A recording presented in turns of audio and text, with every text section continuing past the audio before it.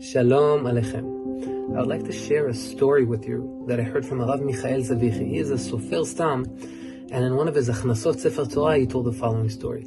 He said that when he was a young yeshiva boy, his rabbi from yeshiva took him and a few other guys to the cemetery to pray for a certain man. And when they finished praying, the rabbi said, "Come, I want to show you something special." And he took them a few graves next to that, and he showed them a matzeva, a grave that it says on it, "Po kavur Eliezer Yosef Landenberg, asher lamad Masechet Beitza veRosh Hashanah." Here is buried Eliezer Yosef Landenberg that has learned Masechet Beitza and Masechet Rosh Hashanah yoter me-4,000 pam, more than 4,000 times. The students from the yeshiva were blown away. How could you learn a Masechet over 4,000 times in your life? So the Rav says, let me tell you the story of this Yosef Eliezer Landenberg. He had a store. He was a regular guy that owned a store. He was a balabait. But slowly, he started noticing that his eyesight is not the same, and he's not noticing the colors well, and it's just deteriorating. So what he did is he went to his doctor. His doctor told him, this is a very bad condition, and you have to do the surgery right away. Only if you do the surgery, I cannot guarantee that you'll get your eyesight. Either you'll lose it, or you'll get it back.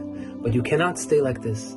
And the man was broken because he had so many plans. He says, when I get older and I have some peace and quiet, then I want to start learning Torah. I want to catch up all these years that I had to work. And so now what is he going to do? So he went to the doctor and he said, "Doctor, how long do I really have? Is there a little time left?" He said, "You know what? You could probably push off the surgery by 6 months, not a day longer than that."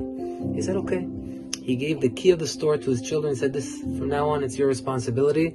6 months I have to learn. I'm going to go learn Torah." And he starts learning. And he thinks to himself, what can I achieve? I need to learn something by heart. So if chas v'chalila I won't be able to see, I'll always be able to recite it. So he went through the Masechtot and he began and he checked the first and the second. They're too long, too difficult, until he got to Masechet Beitza. He said, you know what? It's a doable length. Let's get into it. After a few months, he learned the Masechet by heart. He said, I still have 2 months left. Let me try another one. And then he got to Rosh Hashanah and he learned that one as well. 6 months later, he goes to his doctor and the doctor does the surgery. Surgery finishes and the doctor says, Baruch Hashem, Chasdei Hashem, your eyesight is back to normal, no more condition, you are free to go. Now the children, with the burden of the store on them, are finally waiting for the dad to take back the key. Only the father says, no, my children. Now that Hashem has done this great chesed with me, I'm going to take back the key.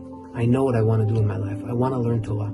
And maybe at the age of 60 years old or so, he gives the children the key back, and he sits down to learn Torah. And since he probably had a great love for these Masechtot, Beitza and Rosh Hashanah, which to him he felt like they saved his life, he kept on learning them, and he knew them by heart.